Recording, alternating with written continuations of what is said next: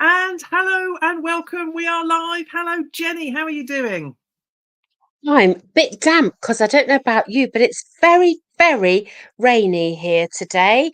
Yeah. After a few days of sunshine, we have been lulled into a summer sense of security, and today it is absolutely bucketing down.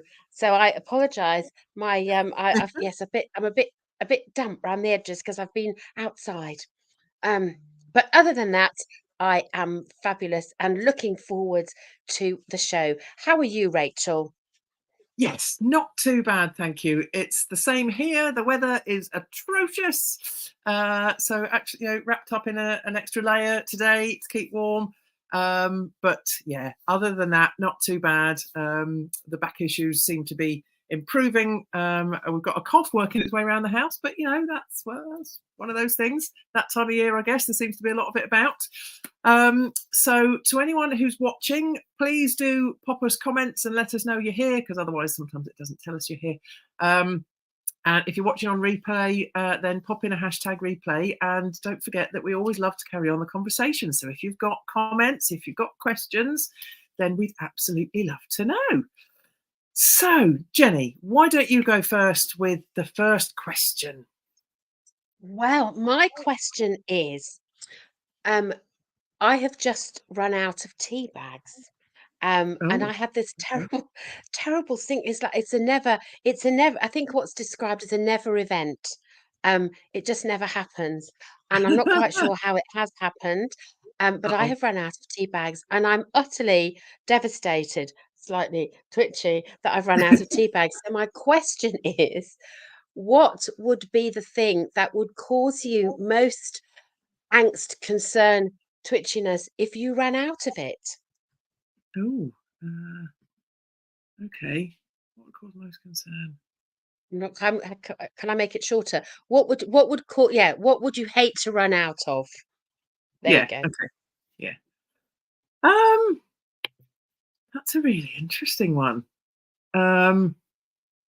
Because in terms of uh, tea and coffee, I don't necessarily drink tons of it, so it wouldn't always make a huge difference. So I don't think it would be that. Although, um, if I did run out of it, and it's that thing, isn't it, where you then that's the moment you then want one because you can't have one.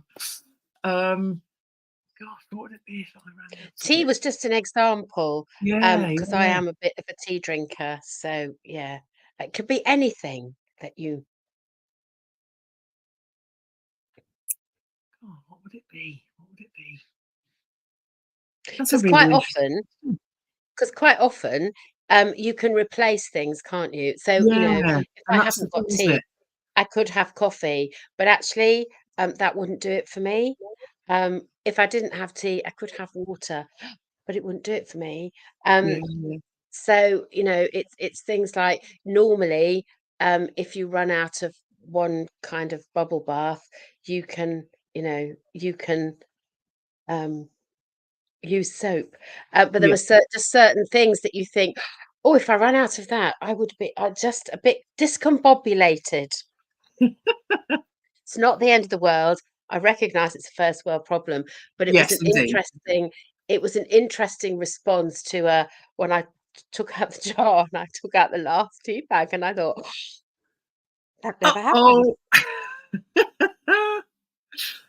Oh, dear me.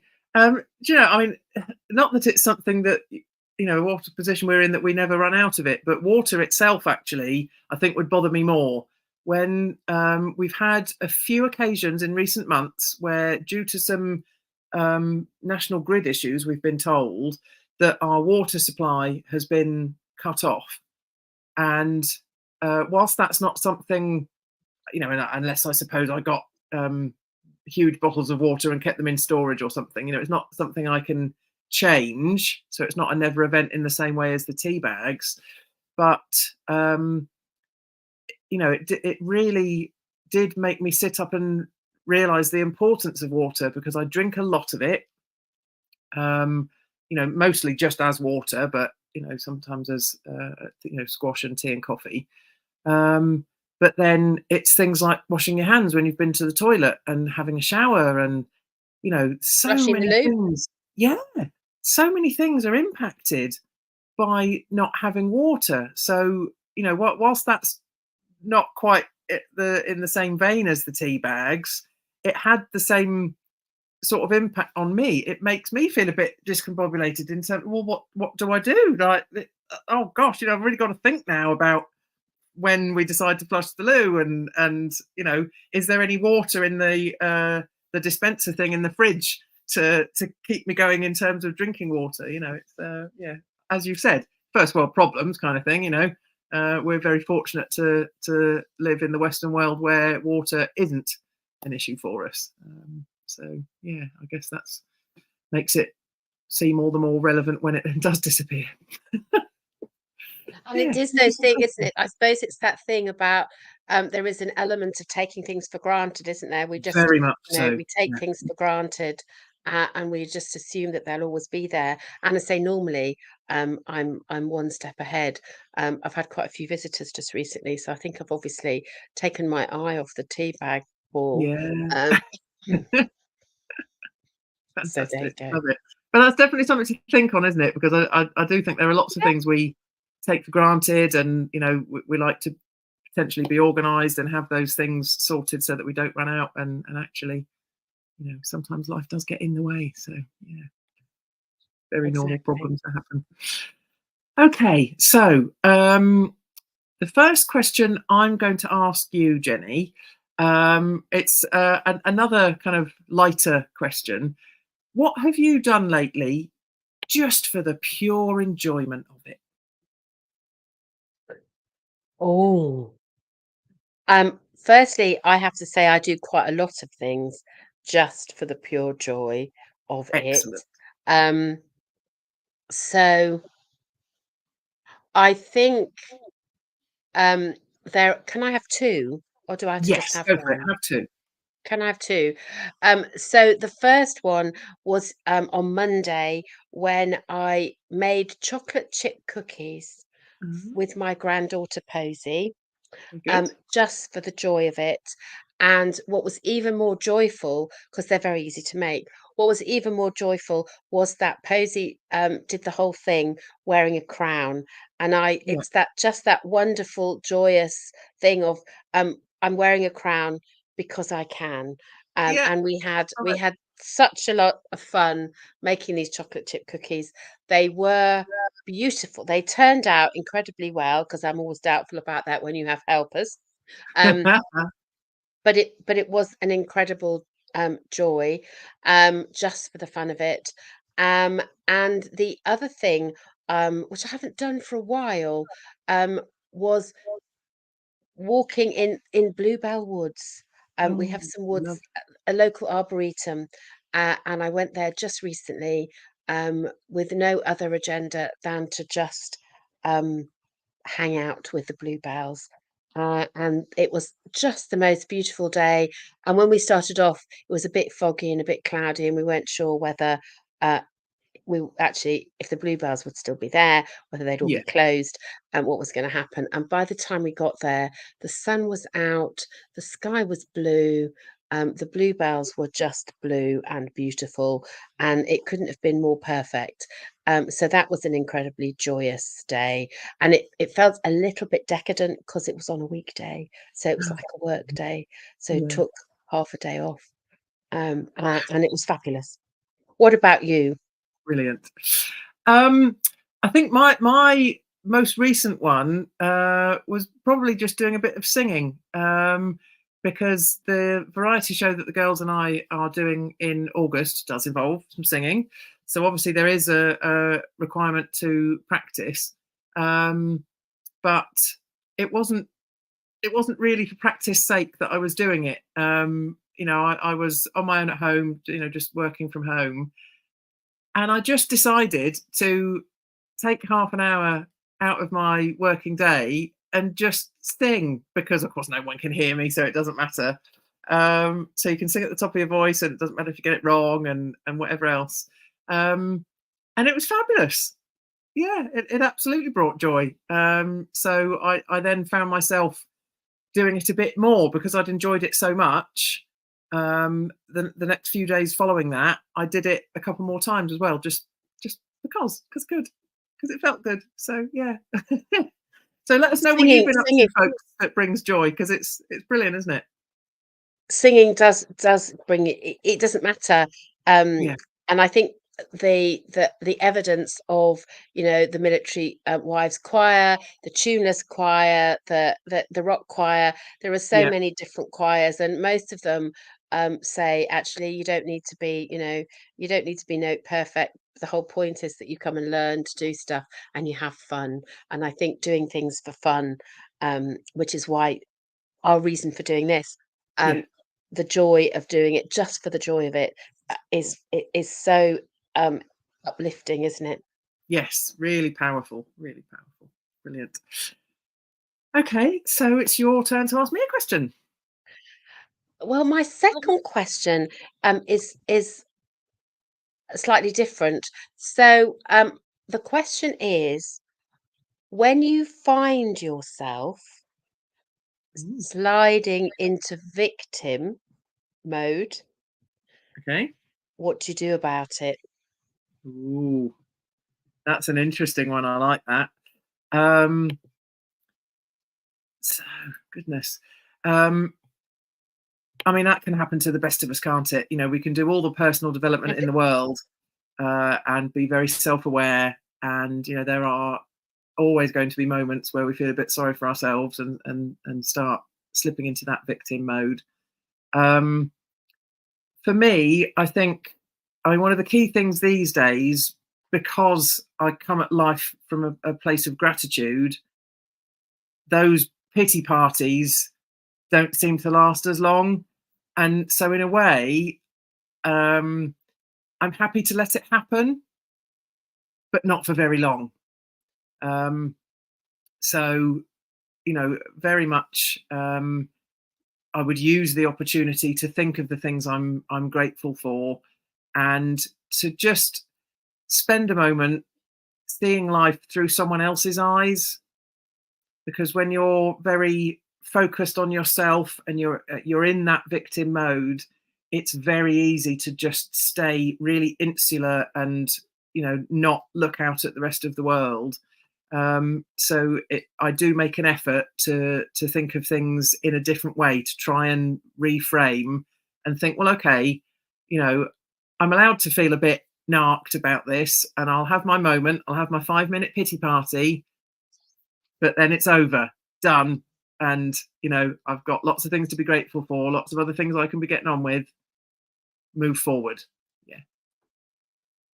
What And about I for think you? you're so right. I think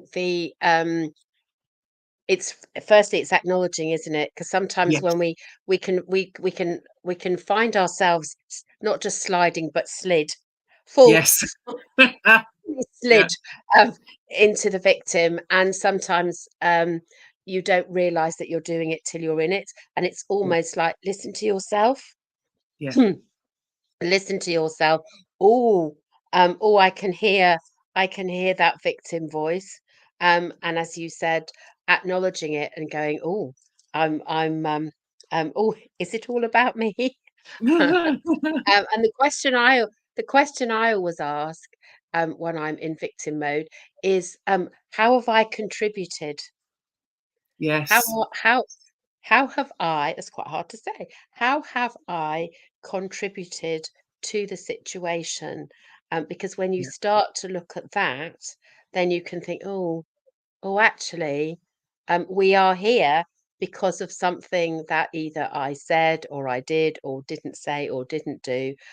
So actually, um, it is focusing on yourself, but not from the point of view as, oh, look what everybody's done to me, but Yeah. from the perspective of how did I contribute to the situation, and it then makes it easier to climb out of um, Definitely. the victim, the victim role that you've given yourself.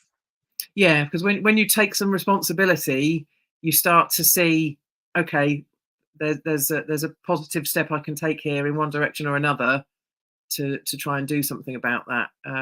But it's a difficult one, isn't it? Because if you're in full on victim mode, what's the catalyst to change that? Obviously with what we've just been talking about, self-awareness is a really important part of this, and the more aware you are, the more you can be able to do something about it. But if you're not aware of it, then that's, I think, something really difficult to climb out of, It is. particularly if you enjoy being there. Yes, and it's that thing about how is being a victim serving you, isn't it? We always ask that Yeah. question to think about if you find yourself in in the victim role. How is it, what's there's usually, if you like staying there, it's usually because there's a gain in some way, shape, or Yes. form. Yes, absolutely. Absolutely. Very interesting question. I like that one a lot. Okay, so the next question I'm going to ask you, Jenny. Now, this has been prompted by, I don't know if you've seen this morning on the news, Paula Vanells, the former CEO of the Post Office, is answering questions about everything that's gone on and being questioned on her statement and all that sort of thing. So, how important is integrity to you in life and business? Absolutely and completely, 100%. It is the basis of how I live my life. And I think that's, as with many values, um, integrity is a word Yeah. that is relatively easy to say. It's how you live that every day, and the behaviors that others will notice, will Yeah. experience, will see. And I think it's really easy to live your values when everything's going swimmingly, Yes. Yeah. um, and the sun's shining. I think it is more of a challenge as we see in politicians and other people in positions of trust and Yeah. power. I think we can, all of us, um, that's when it's tricky, and that's when when you're up against it, what are the decisions you make? And a little bit like the victim mode, do you own um, do you own your integrity? Are you Yeah. willing to say, I made a mistake? Yeah. I didn't know and I should have done, or I knew and I gave it to I gave it to somebody else to sort out, or Yeah. there are a million and one reasons, or certainly a few reasons, why your integrity may have been compromised. I would like to think that I part of integrity for me is owning up when you've got it wrong, holding Yeah. your hands up, owning it and apologizing and doing what you can to put it right, rather than pointing the finger at somebody else. And again, I think the common denominator in our questions this morning is that self-awareness. Yeah. As ever, the Absolutely. gift that keeps on giving. Yeah. Yeah, I'm right with you on that one. It's a really important value for me as well, and I've been working in my group program this week on values with some clients, and it's one of those things, I think, that we discussed the fact that we're not taught about trying to decipher what our values are at school. It's not something we are asked about in job interviews. It's not something that is part of an annual appraisal if you're in employment. It's not something that is particularly talked about or taught, I think, more importantly. Um, but when you think about how important our values are to us, and really until I discovered coaching, I didn't really truly understand the importance of those values and of knowing them. And again, coming back to the self-awareness, knowing how I use them or knowing how they impact the decisions that I make. And so I would say to anyone listening, if you've never done any work. I mean, because a lot of people have a bit of a vague idea what their values are, and you certainly know if someone does something that you really butts up against your values, because it will make you have a reaction. But sometimes we don't know what that is until we actually have that reaction. So I would commend anyone to having a bit of a dig into this sort of thing, and looking at what your values are, because I think when you understand what those values are, you understand why they're important to you. I do think it makes it easier to use those values to make decisions in your life and business that are aligned with what those values are, and to stick to, to be able to have the confidence to put your hand up and say, actually, I did something wrong there. This is what I've learned from it. I'm sorry. And I can learn how to do things a bit differently next time. And I think that takes, well, it takes confidence, but it takes courage to be able to say that. And I think in days gone by, values were implicit in Yes. religious teachings. Mm. So they were implicit in that. And as our sort of generations and multicultural societies, and most religions have values in common. If Yeah. we look at what's similar rather than the minuscule things that are different, if we focus on what's the same, then Yeah. most religious teachings would invite you or instruct you to be living your life by particular values. And I Yeah. think you're absolutely right. We've stopped having religious conversations. We have, and I'm not suggesting that religion is the only way by any means of Yeah. espousing values, but it was a common way of doing Yes. it, in days of yore. And I think because we have stopped having those conversations, we have, um, by the same token, stopped talking about values. And there is an assumption that integrity means the same thing to everybody. And Yes. And I do of a course lot it of, doesn't. I do a, Mm. no, I do a lot of work with values in organizations. It's kind of where we start. And often you'll find that when you ask people to think about what a particular value means to them and what that would look and feel like, it's tricky. People are, as you say, aren't always used to um, discussing it. So it's Mm. led to some really interesting uh, and enlightening conversations around values. So absolutely, I'm with you, Rach.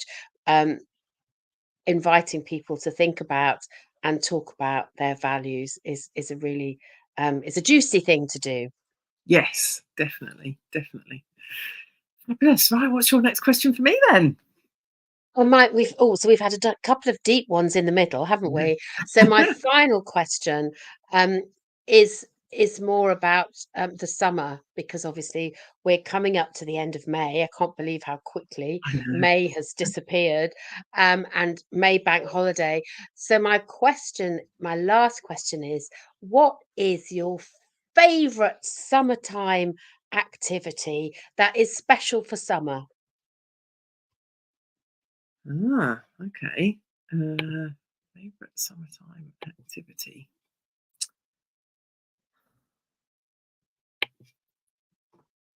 That's a really interesting one, because my temptation is to say camping, but is that special for summer? I suppose it is in a way, in terms of the fact that you tend to want to go camping when it's nicer weather. I never uh, want to go camping, if I'm brutally honest, but there you go. yeah, but I think I'm not even sure if it's the camping itself. I think it's the being outdoors, and because you haven't got walls, you've just got tent fabric. You can hear the birds, and you can hear them in the morning. You can see when the sun comes up. So I think it's not necessarily the camping per se. I think it's being outside in summer weather, and making the most of Mother Nature. Whether it's going for a walk, or going in the sea. You know, I'm very partial to having a paddle in the sea. You know, I was lucky enough to grow up by the sea, and I'm a real believer that the sea is the cure of many ills, and a good bit of sea air. You know, I used to be, if I was poorly, I'd be driven to the seaside to go and breathe in the sea air to make me feel better. And so, yeah, I think the you know, being outdoors in general in the nicer weather, but I'd have to the sea would be a big part of that, I think. You know, I don't always go the whole hog and get right in, although I am known to do that as well. But having a paddle, there's something magical, particularly when you're with the kids, about all just kicking your shoes and socks off or whatever you've got on, and just having a paddle in the sea. I think there's something lovely about that. So, yeah. What about you? I think like you, I had lunch outside in a lovely in a lovely kind of pub garden Lovely. last Sunday, and I think I love eating outside. Yeah. I love being outside, and I think it's the outside, isn't it? It's the Yes. warmth and the outside, sitting in the garden, looking at all the flowers and the green grass, and there's something. The UK is so chocolate boxy, isn't it? In the Yeah. summer, Yeah. with the roses climbing up the walls, the wisteria was out, the peonies are sort of blooming, and it's the colour and the sort of the 97 different greens. Yeah. But I think it's the being outside without a coat, although Yes. And wearing shorts. So I think it's the yes, it's the favorite summer activity is being able to do things that you outside that you would only do inside, in the Yes. winter. So whether that's sleeping or whether that's eating or just sitting outside in a chair, gazing, reading a book, Yeah. writing, whatever it is, I think it's the ability to be able to do it outside. I love and being warm. I like I Yes. I'm a Being warm I'm is a good. sun worshipper. I like being warm. I'm with you on that. There's something just lovely about the summer months, isn't there? Yeah. I know we've talked about this before. Um, okay, so my last question for you then, Jenny. It's where is it gone? Yeah. So what's prompted me to ask this question is because you've had a photo shoot recently with some most incredible photos that were taken, which I've loved Mm. seeing you put on social media. So I wanted to ask, on the back of that, do you enjoy having to be visible in your business activities? Yes, is a very short answer. Um, Prior to that photo shoot, which wasn't a business, I have to say, it was a birthday treat, and it wasn't Yeah. it wasn't a it wasn't a business photo shoot at all. Um, and it was embarked upon in a moment of madness, because I was asked about whether I enjoyed having my photograph taken, Yeah. and I said no, I didn't. Hate having my photograph taken because I'm always the one that's caught with their, squinty eye, double chin, mouth open, talking, always. Yeah. So I'm always very um disappointed because I always think in my head, I'm not sure I should admit this out loud, but I will. In my head, I always think I look much more presentable than I do in a photograph. And so quite often I'm disappointed because I think I look much more in my head, I'm much more poised and elegant and probably taller than I am in photographs. And Yeah. so the visibility in business is, I think, again, back to that integrity, is about I want to keep it real, but actually I want it to be fun, and Yeah. the the the Genergy, which has Yeah. become a thing, um, that's the essence of what I want to come through in my images. And it's to, I guess it's so people who are looking can get a feel for who I am and whether they may or may not want to work with me, um, or just hang out with me. Um, that can get a feel of that just from the image. And I think the photographs that I just had done recently was such a revelation. And I think because I didn't think that I was going to use them in business, Yeah, and because the the remit was to capture the essence of me, um, that it felt like there was no pressure because it yeah, was just yeah, fun. And so I was very relaxed about the whole thing. And I thought it doesn't matter. It doesn't, it because it wasn't a business. Oh, this is a thing. I think I relaxed and just had fun yeah, about the whole thing. And like you, I just was. They were amazing, and the joy and the genergy of the whole thing. I've has kind of stayed with me. There was a real transformation in terms of the attitude to how I felt about um, being in a photograph. yeah, yeah. Which is a really powerful thing, isn't it? I think it. Huge. Yeah, it does go to show that um, there's perhaps a lesson in there for all of us that when we maybe relax a bit about something, we then open ourselves up to more enjoyment from it, and that's got to be a good thing. And I love the fact that you went into it not with the intention of using them for business, but actually had such an amazing experience that not only has it stayed with you, but you're using the photographs in business as well. And I just think um, that's amazing because visibility in business, it's really important, and we all know this. We hear it all the time that people want to know the person behind the business. It's not just about what's in it for them. That's a huge part of it, what we can do for them, but they want to know who you are, and to know a bit about you. So to see you being so carefree in those images, I think is a massively powerful message to give to anyone that might want to work with you. So yeah, I think it's just been brilliant. It's been lovely to see.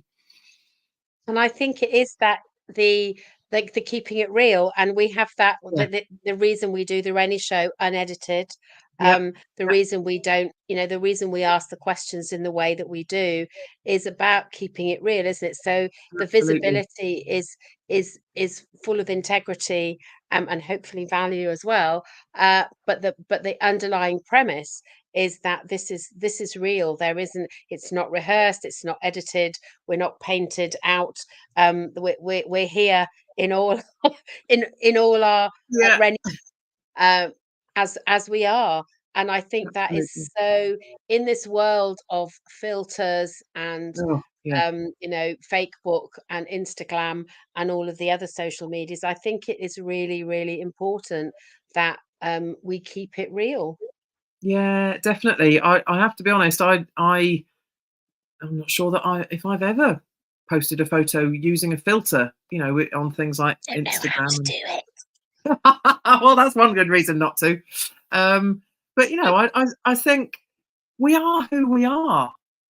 Be proud of that and let it shine. It doesn't matter what that looks like, um, but be proud of it. So I think it's difficult sometimes when I see people who are giving out one message and yet some of the imagery they then use doesn't reflect the same thing about which for me comes back to the integrity we've spoken about a number of times now in today's show, um, of the choices you make, the way you act with that integrity, the way that you use it, and when that then can lead to mixed messages, I think that can be it can be off-putting for people. So I think really showing a bit of who we are in our socials, I think is really important. And again, as you've said, doing this show, it's another great part of that, because people get to see who we are in reality. You know, it's not curated, it's not edited. It's take us as you find us. So if you don't like what you see, then that's fine. We wish you well. And, you know, we might not be for you, but hopefully there's plenty of people that we are for and enjoy listening to the show. So it's certainly sounding that way, isn't it? We're getting some lovely responses from people about the show. So if you've got any comments that you would like to make about the show, then we'd love to hear them. And obviously, we always relish the thought of having questions from the audience. So don't be afraid to send us questions, and we'll include them in the show if we can. But it's time to wrap up for today, Jenny, isn't it? And we will be back in 2 weeks' time. And I've been remiss and not actually written down in front of me what date that will be. But that will be the 5th of June. The what of June? 5th of June. The 5th of June. And we have our fabulous guest, don't we? We have the amazing Chris Allen, and I have just got his, I've written it down so that I don't forget, because he is such an inspiring and brilliant person who is changing the world for the better. So Chris is a founder and chief change officer at Montrock Consulting. His business change projects span all sectors and include global research and behavior change. Chris is an amazing person. He born in London, educated in Cairo, went to Loughborough University. He's a chartered manager and fellow of CMI, and he's he played water polo for Great Britain. He's very tall, so I could see how that would be. He renovates houses for fun. He lives in Bath with his wife Leah, their 4 children, 14 chickens, and a fabulous Rhodesian Ridgeback. So he's deeply interested in the future of work and helping people to live and work better. So what a guest. We are so excited about having Chris on the show. So if you have any questions for him, then get the email or direct message Rachel or I, because absolutely we've got a few up our sleeve, but we will be really happy to have some of yours to include. So please get in touch and let us know. But until then, we are done for today. We are over and out, as they say. So take care, everybody. Be inspired, be brilliant, be fabulous, and we will see you in 2 weeks with Chris. Fantastic. Bye. Bye for now.